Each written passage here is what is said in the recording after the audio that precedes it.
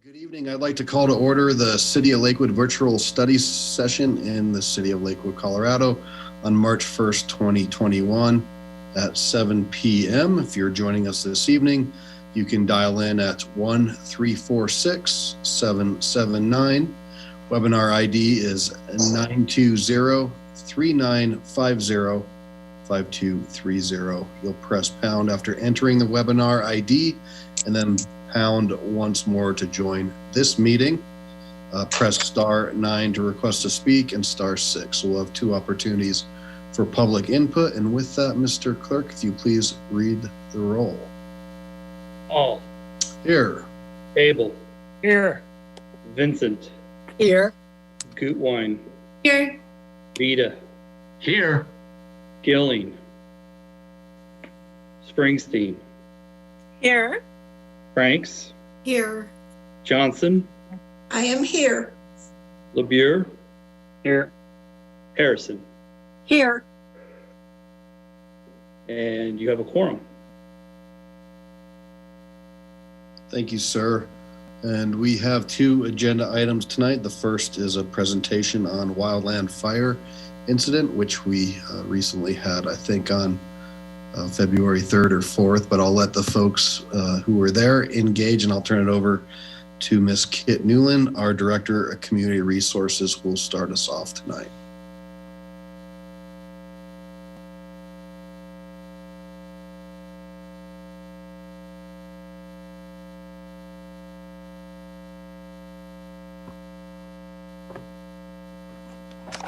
Good evening, Mayor and Council.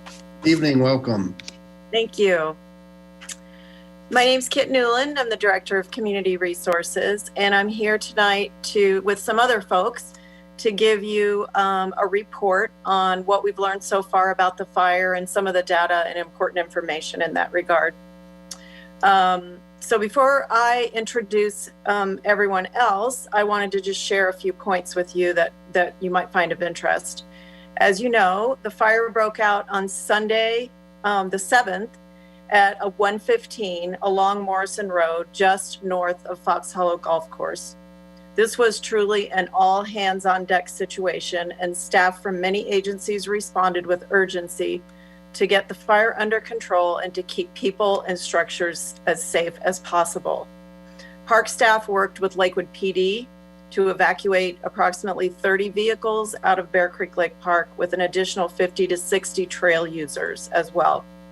At Fox Hollow, they evacuated 127 staff and golfers, and at Homestead, 49 golfers, and that all happened within 20-minute time frame. I want to take this opportunity myself to commend all the staff, Lakewood and other agencies involved in keeping the public safe.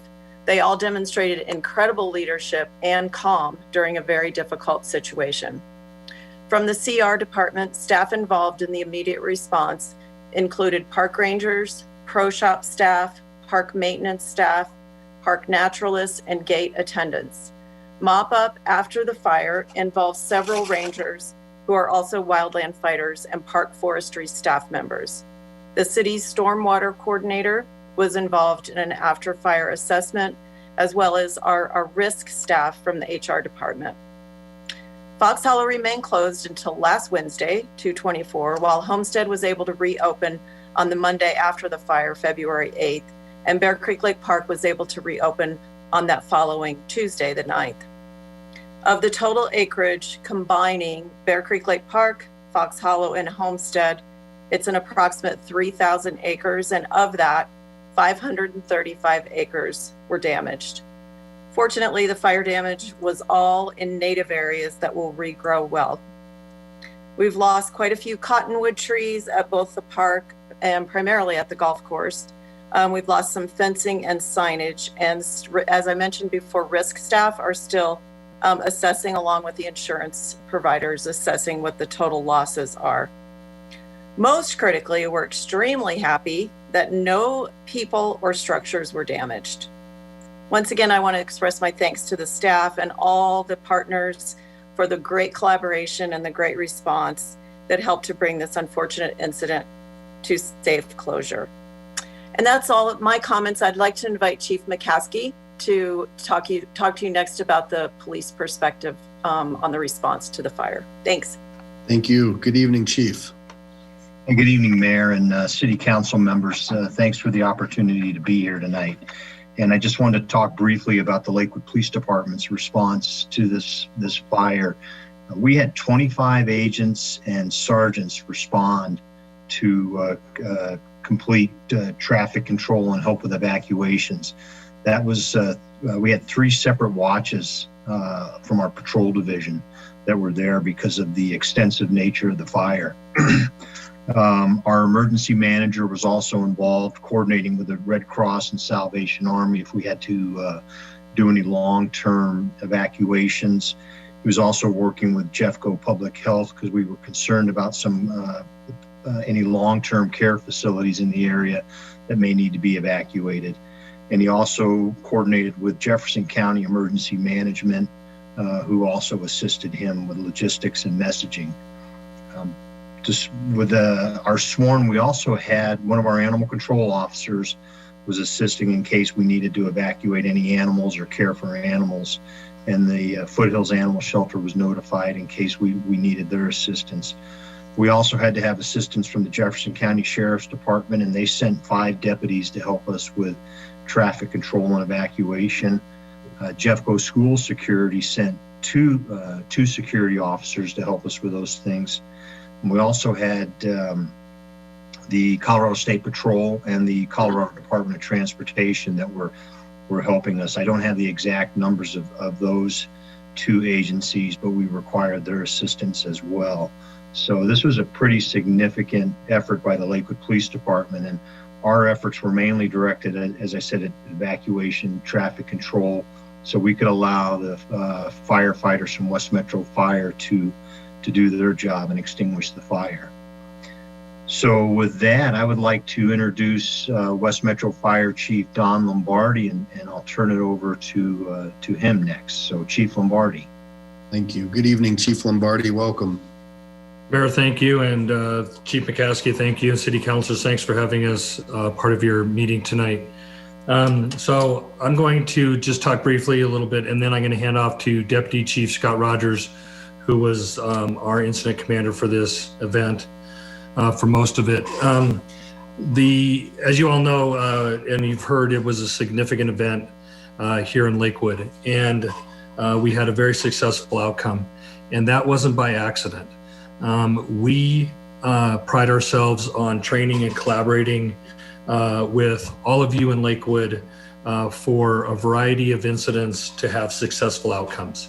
And we're very proud of that fact. And in this case here, because the winds were so fast and the speed of those really caused some problems on there. And like Kit had said, we're very proud of the fact that no one was injured. There was no casualties from this. And then also from a structural perspective, that we were able to not lose any structures. Also, what's very important is to know that as we work together and as we provide this service for our community, again, that it's that we understand being able to get back into what we're accustomed to from a way of life. And so the golf course is back up and that's running, and that's significant for the city of Lakewood, for West Metro, and really for our community as well. We had, and Chief Rogers will talk about this again, but we plan for these types of events. And so when we look at this, the collaboration was seamless in all of this, and everybody did what they were supposed to do in this case here, and our outcomes were great from this. We also had a number of other agencies that helped out with this that Chief Rogers is going to go over as well too. But again, that's a collaborative partnership that we have to have as well as a fire district, not only with you as a city that we cover and that we serve, but also with our partners and other agencies, so that when we have something like this, that we are prepared and that they are able to come and help us, as we do with them. And I think you all know that.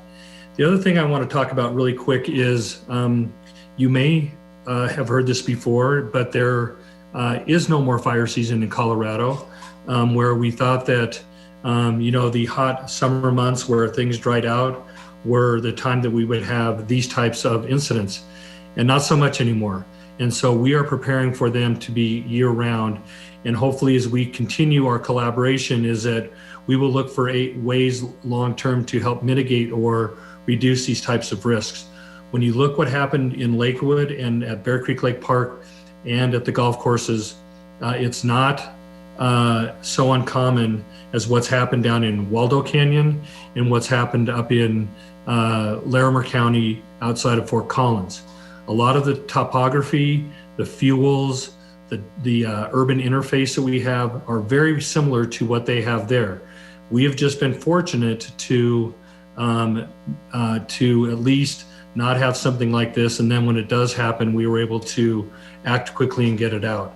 One thing I do want to let you know, and you'll be a part of this as we go through, is that we are working on our wildfire mitigation plan, and we're having a third-party contractor come and help us. Typically, the county does it, but for a variety of reasons, it has not been done in some time. So we are working on that now. I think they're looking at it, but both our emergency manager and special operations chief Clint Vi is working with you folks and your emergency manager as well as the county. So we'll get a lot of good information from that, and then for a long-term plan as we do this. But it's very, very important for us that we have this great collaboration between our services. As you know, we pride ourselves in providing these services and at a high level for the city of Lakewood. So with that, I'm going to hand over to Scott Rogers, who has much more interesting information than I have. So thank you for having us, and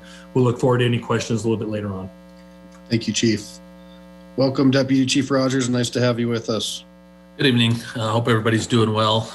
Mayor Paul, Chief McCaskey, Chief Lombardi, City Council, thanks for hearing this presentation. I'm going to do a couple things real short. Once I do a little brief start here, I'm going to go ahead and play our drone video of after the fire. I know you all know where the park is and how big the park is and how big the golf course is and whatnot, but when you see how much burned from this drone video, it really puts 535 acres into perspective and kind of gives you a good idea of what really went on there. So I'm going to share my screen real quick and play that. I'm just going to talk over that while the drone's flying around, and then if you have any questions or whatever, obviously we can talk about that at the end.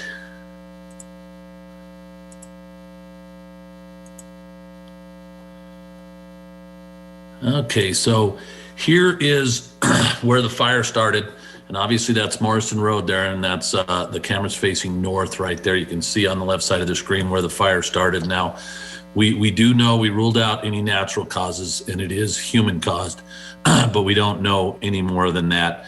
We've checked with the help of Lakewood Police and everybody else, our investigators, with some doorbell cams across the street and whatnot. We didn't come up with anything, so we don't know whether it was accidental or not, but we do know was absolutely human caused, and we can tell obviously where it started right there on that corner next to that trail that comes into the park right off of Morrison Road there. So that being Super Bowl Sunday, which everybody was aware of, the one thing we didn't plan for was a big screen TV at the parking lot of Bear Creek High School for all the people we evacuated that day, so they could at least watch the game kind of drive-in style. But other than that, 1:30 that day or 1:15 that day when this call came in, we knew it wasn't going to be good just because of the weather. It's no secret how fast these things roll. When the wind's blowing 30 miles an hour, that's how fast the fire's moving as it preheats itself.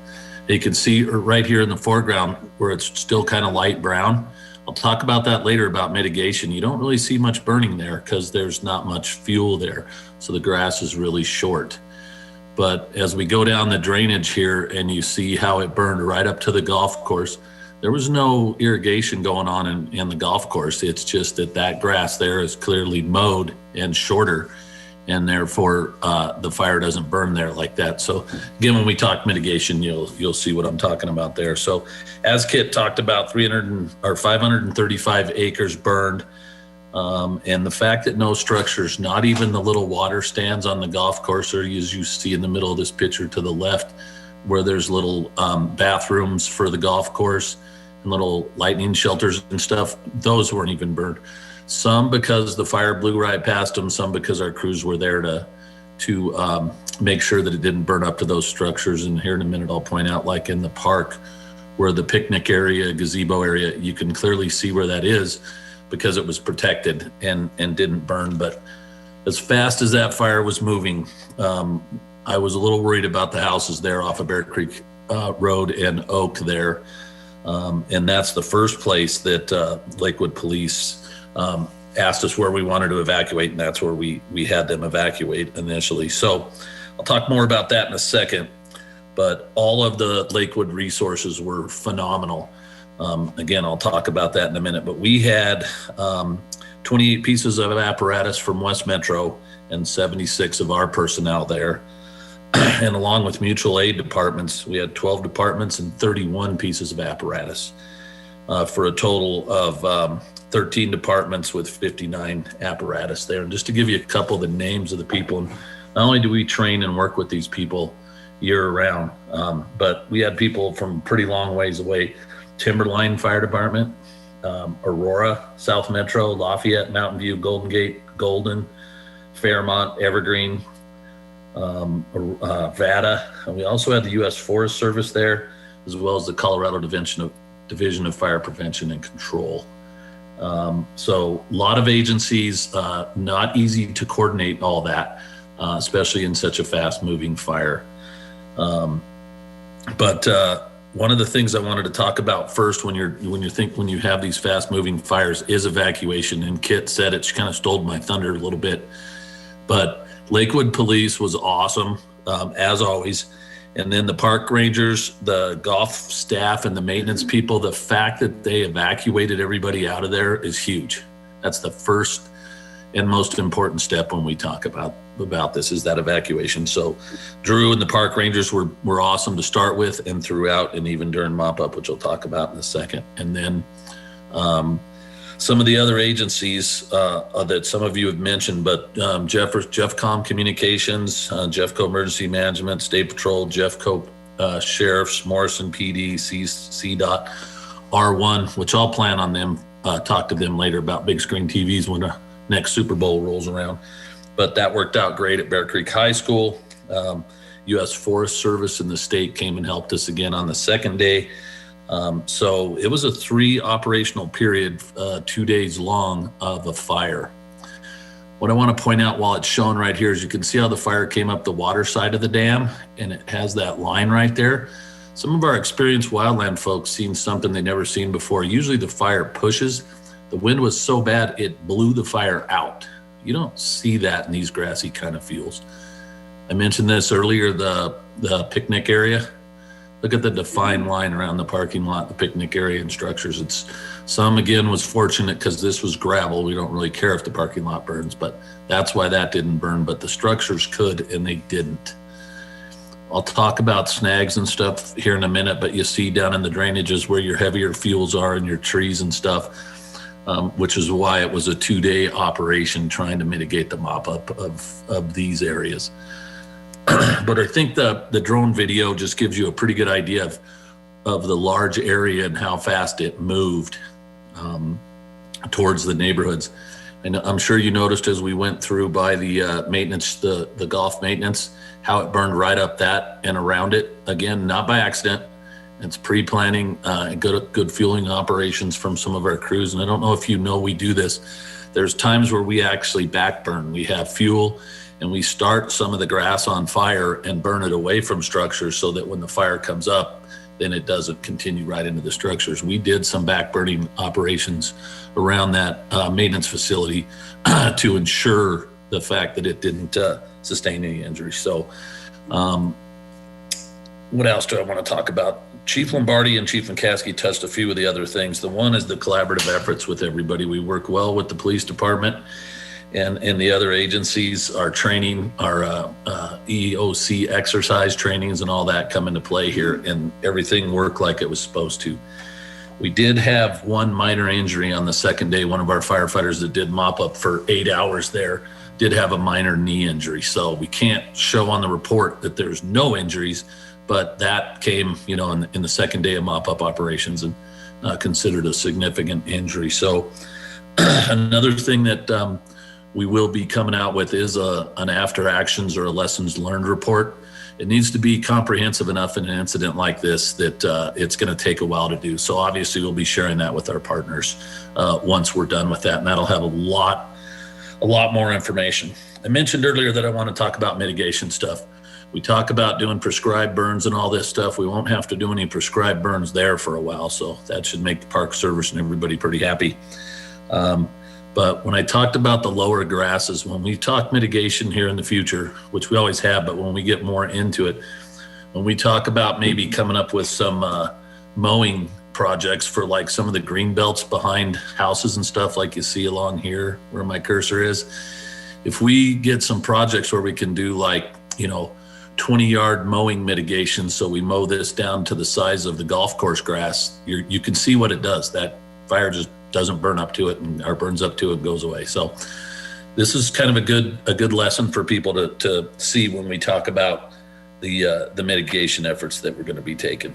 I think that's about all I have. I was going to see if anybody wanted to see anything else where I can back this video up to or anything. I think when you look at where the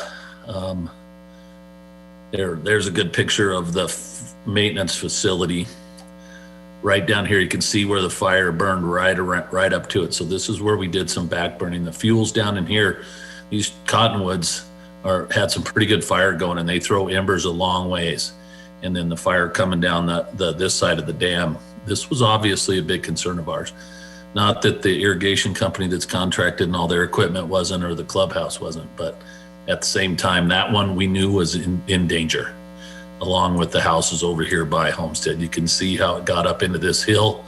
I know you all know fire loves to burn up, heats up, and goes up these hills really quick and can get to these houses. And with the collaborative effort of everybody there, that didn't happen, which is that speaks volumes for everybody's efforts there. I think that's all I have. Any questions for me or Chief Lombardi? Scott, just really quick before we got to that, Mayor, do you mind? One of the things that Scott brought up that I want to make sure that is noted is, we're in this park a lot, either with medical calls or with water calls. We train in there. We do wildland things in there. We do a lot of things within this park. And I got to tell you, the relationship that we have, not only with Lakewood Police on this, but also with the park rangers, is invaluable. And we work together with them. And in this case here, it paid off in dividends because we had to actually send some of our agencies that were not part of West Metro. And we just said, go down there and the park rangers will help you out and get you to where you need to go. And they were fabulous on that. So again, it's building the relationships that we have over time pay off when something like this happens. So I just wanted to note that. Thank you, Chief. So before I do go to questions, I see Ms. Harrison does have her hand up. Or is there anything else any of the presenters want to add? Okay. So Ms. Harrison. There's going to be a phone ringing in the background, so bear with me just a minute. It's the house phone and somebody will answer it. What I wanted to ask is, or two comments. First of all, we thought that we're pretty sure that this was human caused by potentially a cigarette thrown out the window, correct? I know there's not anything definite, but we know human caused, correct? Yes. One of the things that I would want us all to keep in mind is when the Rocket Club comes to talk to us again, and they will. This was probably a very small something.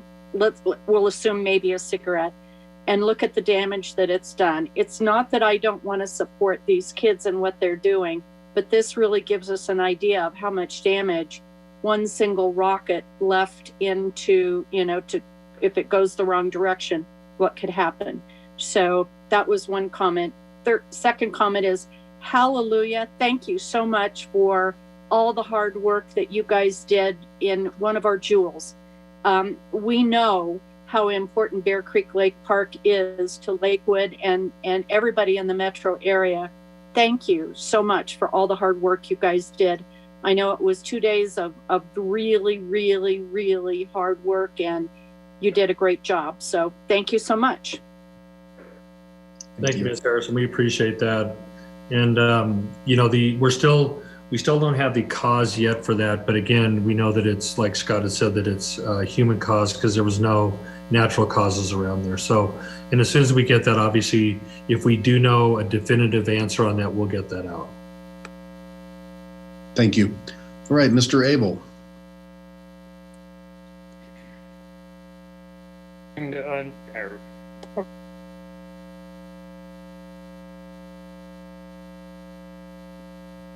You are muted. Okay, There there you we go.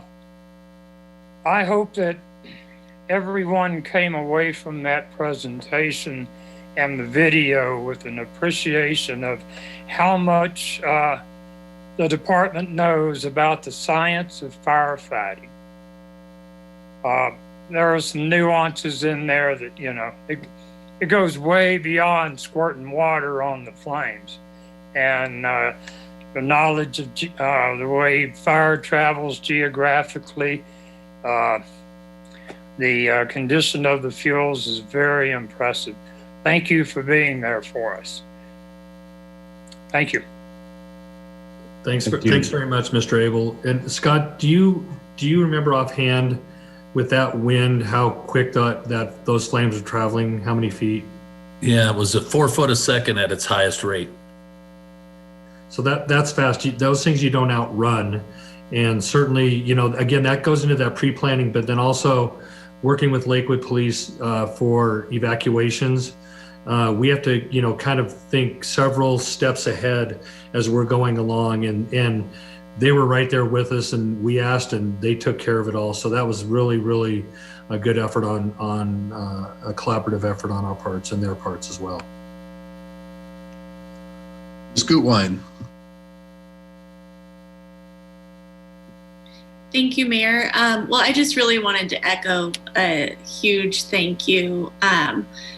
You know, I heard from so many residents that day and over that week about just how thankful they are in the professional evacuation, and just a real amount of gratitude for the professionalism and the coordination. So really glad that we didn't have any loss of life or structures. Like you said, it's sad though to see our park all black like that, but just huge thank you. And then I just had one quick question about the mitigation that you talked about. I mean, it's alarming to hear, you know, we're not looking at just a summer fire season anymore. We're starting to look at year-round events. And is this mitigation and the wildfire mitigation plan, that's through Jeffco, but that will include Lakewood as well, and what we need to do? Is that correct understanding? Yeah, so Ms. Goodwine, thanks, and I appreciate your comments. So we actually, typically the county will do that as a county-wide type of a mitigation. And again, for a variety of reasons, it just wasn't completed. So we went on our own as a district. And so we're contracting. They're now also doing one, so that will fit in. And then because you're in our district, Lakewood will be very much part of that, and we'll be collaborating with all of your folks to come up with our mitigation plan. And again, not that we try to capitalize on these, but I think it will be good timing. Then when we have Scott, help me out, I think it's May-ish that we should be done with this project. Then we'll get with everybody. And then I think collaboratively, I think it was a good wake-up call for our citizens, as well as our communities around, that we can then, I think the collaborative efforts that we can all do to, again, put in some of these mitigation efforts, I think will provide a lot of good things in the future. Again, at least at the very minimum on an awareness, and then to show that what this mitigation does. So I think we have a really, really good opportunity. And again, knowing, how well we all work together, I'm really confident that we're going to get a lot of positive things out of this. Great. Well, thank you. I would love to attend one of the meetings, when you present that mitigation plan, and I'm sure I'm not the only one here that would like to attend those, so that we can kind of share that information and in our ward meetings and stuff like that, and just let people know all the work that goes in to prevent and mitigate. So thank you. We'll make sure of that. All right. Anybody else on council? Okay. Well, I want to thank everyone. We had quite a group presenting. Miss Newland and Chief McCaskey, Lombardi, and Deputy Chief Rogers. Thank you so much, and just please share with everybody involved our gratitude. We always try to be prepared and plan for these things, and this one we came out okay, and thank God we came out okay. But when you look around and you see those pictures, you see how close those houses are. Certainly Bear Creek Boulevard, there's cedar fences everywhere that can, as you had mentioned, the Wildfire and some of those in Colorado Springs that really took neighborhoods just like ours. So hats off to you. I will also say your PIO and your Twitter feed during the fire was incredible for us to try to push out information. You can imagine people were reaching out, news reporters reaching out, people trying to find out. We could just send them right to you or retweet. And that was a big help, certainly from a policy standpoint, for us just to be able to push out directly from you what's going on, where people can go, where they need to go, what roads were closed. And then you also had to tell people to stay away. And that's always a challenge, because folks want to come and see what's going on. And I know that caused some problems too. So proud of you all and all of your teams. And I would also just like to echo, you're out in the community a lot, and this similar presentation in some other forums has been given at West Colfax Community Association, at Alameda Connects, and at the Union Corridor Professionals. So I thank you for that too, for being engaged in really trying to help the community understand and know. And this partnership is just so important to us. So we appreciate it. And with that, we will move on for the evening. So thank you.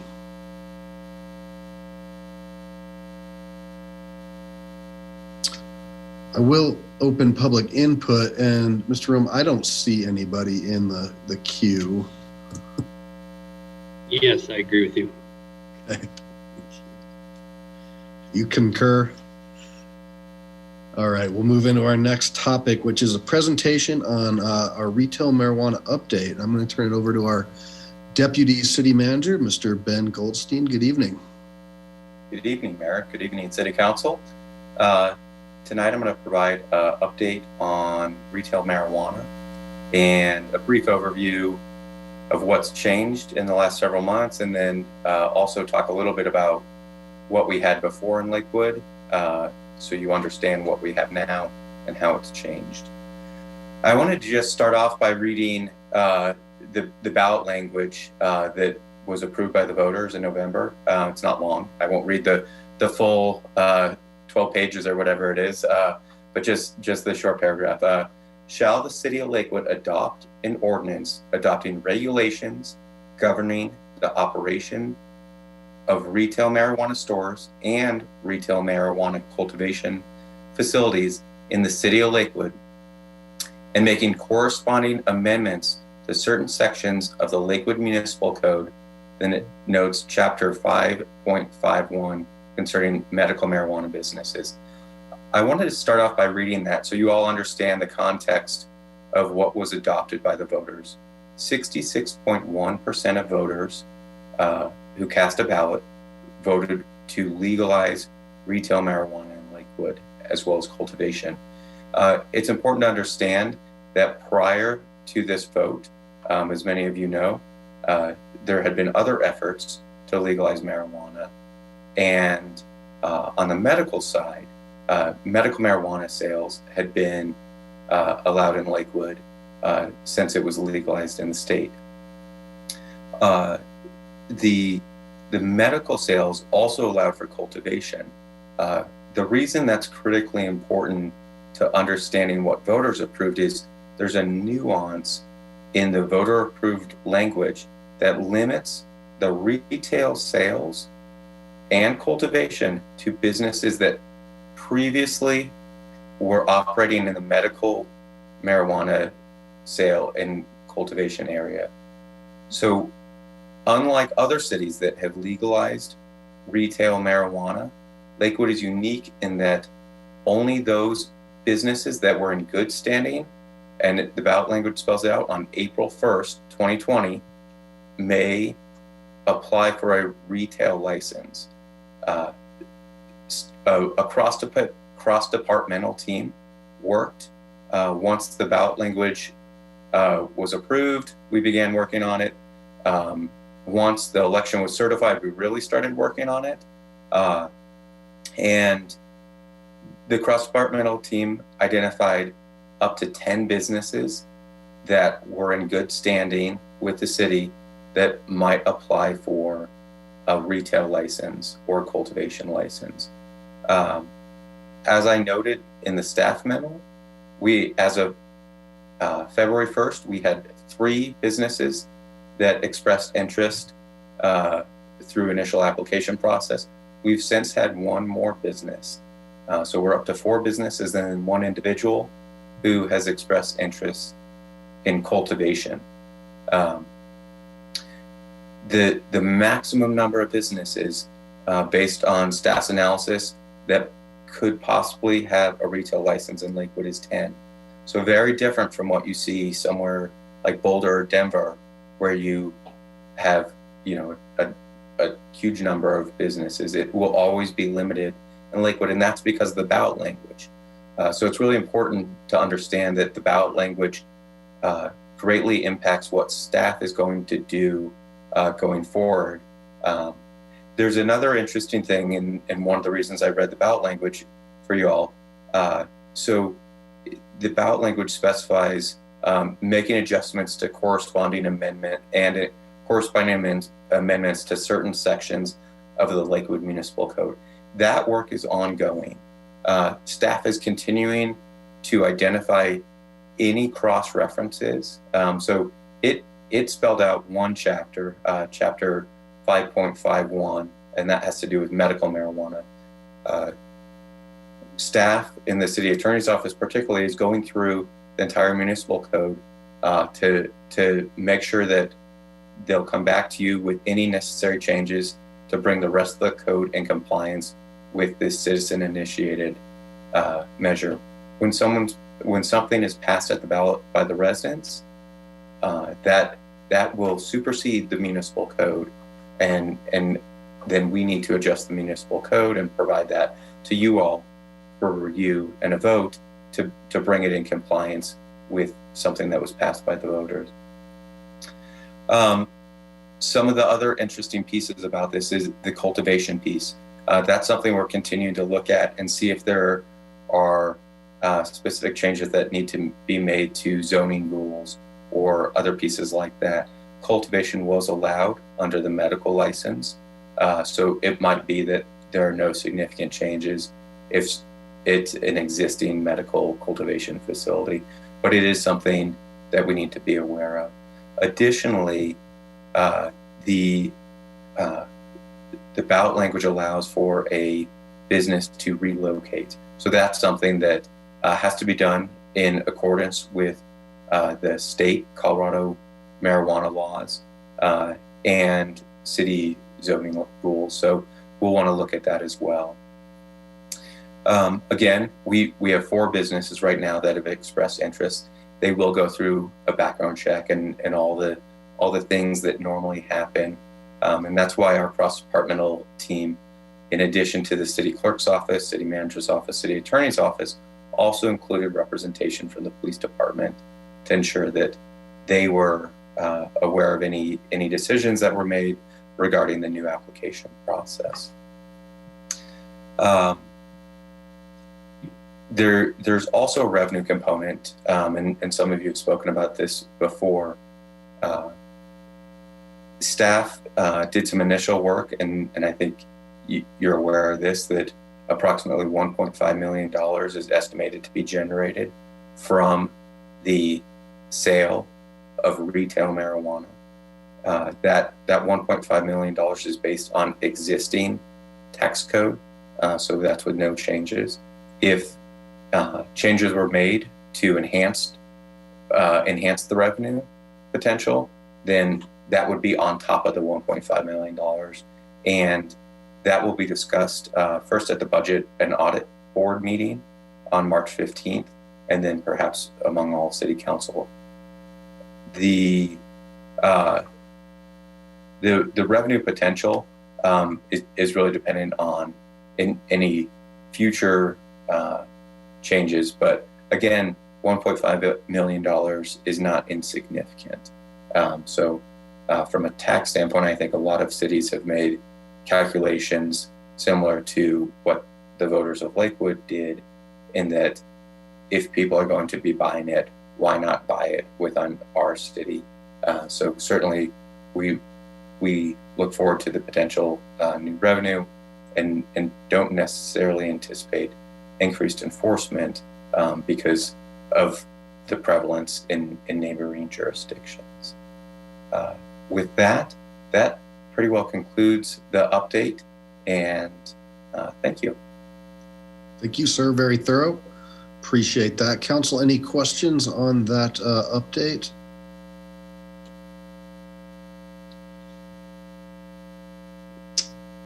Ms. Harrison. Thank you. I just wanted to ask one quick question to make sure that I understood what you said, Ben. So there can, at this particular point in time, there cannot be a separate grow operation from a retail spot, correct? I mean, they have to be of the same business. So there can't be XYZ grow operation and ABC retail operation. They have to be part of the same corporation and an ownership, correct? That's one of the things we're looking into. That is what it appears to say in the ballot language, but it also cross references the state marijuana code. So we have to do the same in our analysis. So that is one of the things that's currently being looked at by the attorney's office, is if a separate grow operation can exist. In our initial read, it looks as though a cultivation facility, which is what I believe you're talking about, would have already had to exist in the medical area to then become a retail cultivation facility.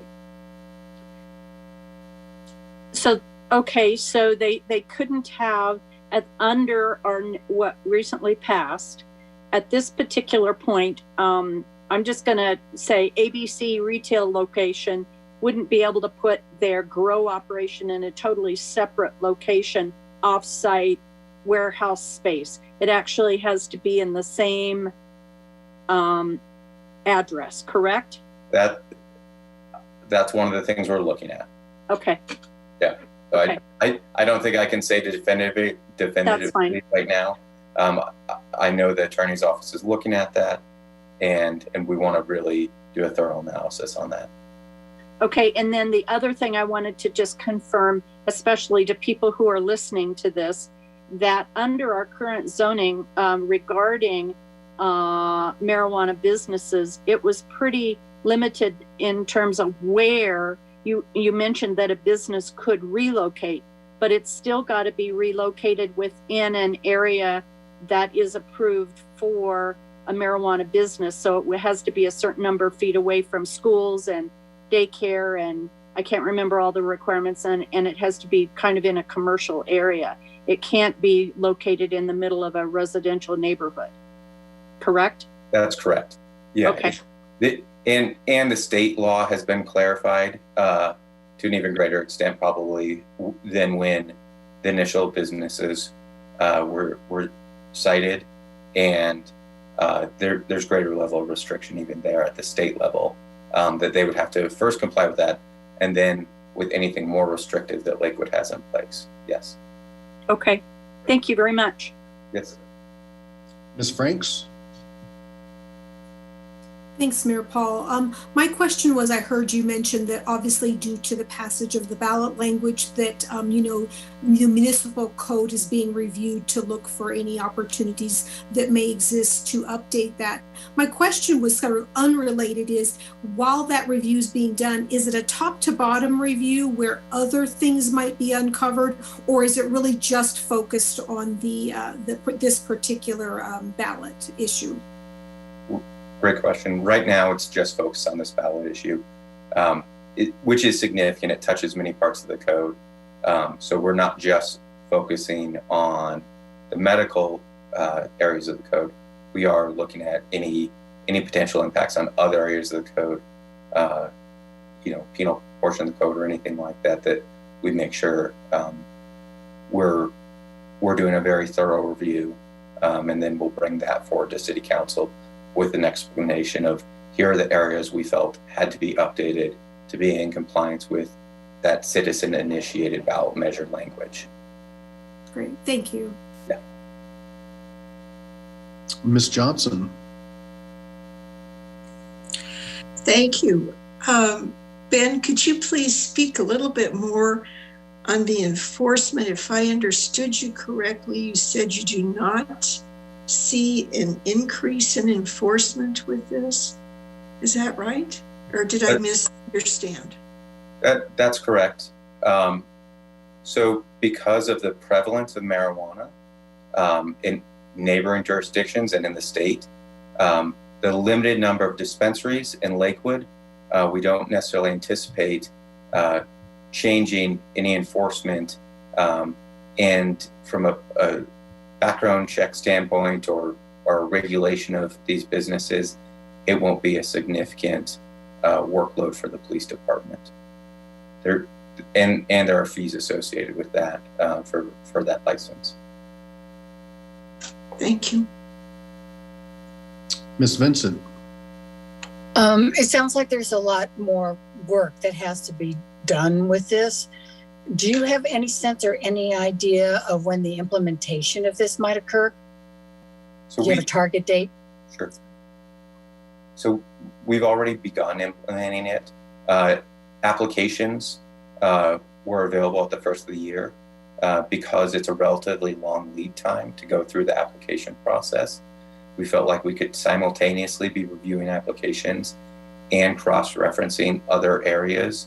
As I said during my presentation, from a staff standpoint, from a legal standpoint, we feel that the citizen ballot language that was voted on by the people will supersede our code, and that it's best to bring the code in compliance with that language that was voted on by the people, similar to other citizen-initiated things that have come before you all.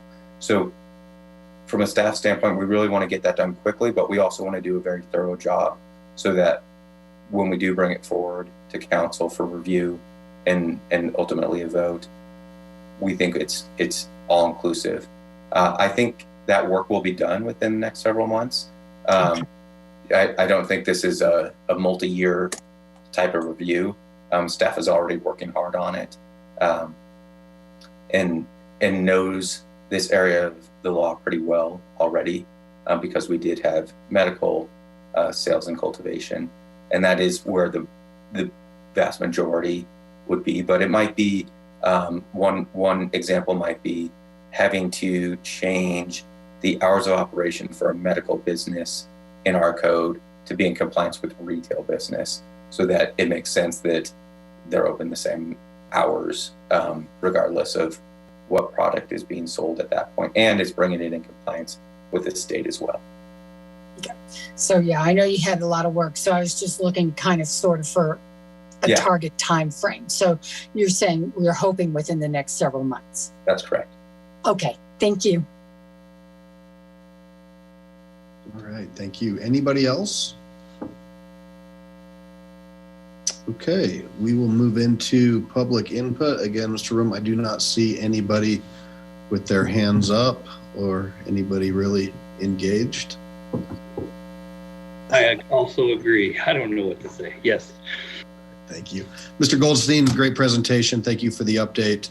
And we know that it sounds like Budget and Audit will probably be talking about this, and again, maybe the rest of the council going forward. So with that, we will go into committee reports. So if you would like to raise your hand and talk about your committee, what's going on, any meetings coming up, please do so. Okay, well, it does not look like we have anybody that wants to talk about their committees.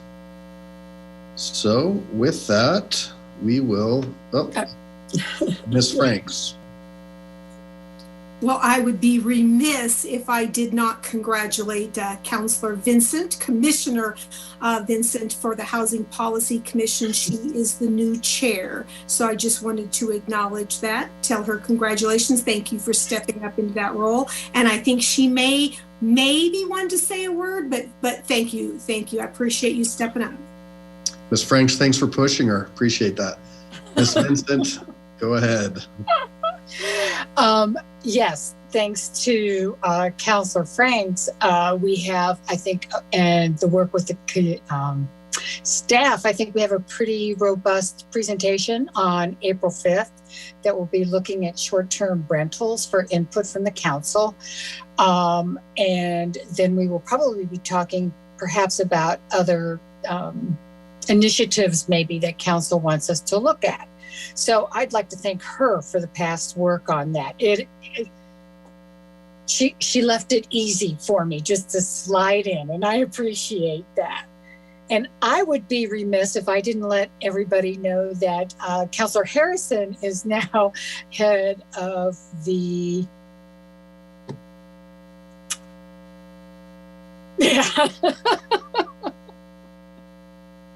Head Start. Head Start, thank you. Head Start, which I relinquished to her, and she'll do a fabulous job. So thank you. Great, thank you. All right, Ms. Gutwein, your hand is up.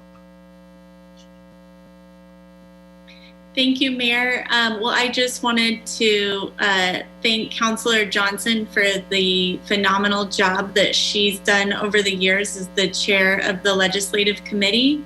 And, you know, she's really done a great job in shaping that committee and ensuring that everyone has a voice as we vote on important matters of the state. So I really thank her for her time. And I'm looking forward now to stepping up as chair of that committee. So thank you to my colleagues for that opportunity. And we will, you know, we're in the beginning of session now, so we'll be probably meeting every other week or so. Our meeting times have changed to 9 a.m. And we will be sure to pass that along as the next one gets scheduled. I'd also really like to thank Mr. Goldstein for doing just such a great job preparing staff insight into these bills and how they impact our local government. So thank you, Mr. Goldstein, and looking forward to our next meeting. Thank you. Mr. LeBeer. Yeah, just a couple updates. Just want to remind everybody we are having our ward meeting next week on March 10th. So just wanted to point that out. Also, since Councilor Skilling's on here, just want to mention we had our development dialogue meeting. I think we had a good discussion. And our next focus is on affordable housing. So hopefully, I encourage anybody watching to please join that conversation. I think there'll be a robust conversation. Also, I am meeting with the Denver Regional Council of Governments later this week on Wednesday. So looking forward to that. Thanks. Thank you for that. Any other committee updates? I do not see any hands up. All right, I'll just say as far as my committees, Metro Mayor's Caucus, we continue to engage in conversations with CML, the counties, the governor's office, the Speaker of the House, the President of the Senate on transportation funding. And they hope to have something somewhat baked and presented. But as you can imagine, that's going to be challenging. And really our focus is on the formula being that the metro area is a donor, but also recognizing that we need money for transportation throughout the state. If they are looking at more fees or new fees, we would like to see more of those dollars stay where those fees are generated, which is the metro area, which would then bring more dollars back to our city and would still allow us to do CDOT projects. I know that's an important part for the governor, is to see their 10-year plan completed. But I think that all of us working together can do it. So I'll continue to keep you updated. It's certainly not going to be an easy one. And I think we'll see other bills working their way through that have to do with many of our goals, whether it's sustainability or affordable housing. And also the commissioners and cities are having their breakfast on Thursday morning. It's not a breakfast anymore, but we will talk about transportation and homelessness at that. So there's a key homelessness update. If all the council, if you're interested, I know that Ms. Hodson has sent that out as well. It's Thursday morning. I'd encourage you to go. So with that, that concludes any of the reports. And Ms. Hodson, please. Yes, thank you very much. I was going to make that reminder as well. That meeting on the 4th, which is Thursday, starts at 7:30, but it's held virtually. So there isn't any commute time that you have to worry about. We'll be talking about regional homeless navigation. I have an update thereof. Diversity, equity, and inclusion, a program that is being initiated by the county, as well as transportation bill discussion. So I think that's all really relevant information for this council, and you're more than welcome to attend. And I also wanted to draw your attention to a change in the agenda. It's not really a change, but it's kind of a variance from what we're used to. Our next regular meeting is March 22nd, and we had actually 7 second readings scheduled for that date. And we try not to have that many because some of them are pretty heavy in terms of public interest. So what we did is we took 2 of those and made a special meeting for March 15th at 5:30. So we have a regular meeting. It's a special meeting, but it's a regular meeting on March 15th. It'll start at 5:30, and that's when we'll have second reading on authorizing the sale of the Westland Town Center parking lot, as well as a budget amendment to provide matching funds for the Colfax Safety Project grant. So those are 2 second readings that we're gonna have before the study session meeting, which will commence right after that. And at that study session meeting is the development dialogue conversation on metro districts.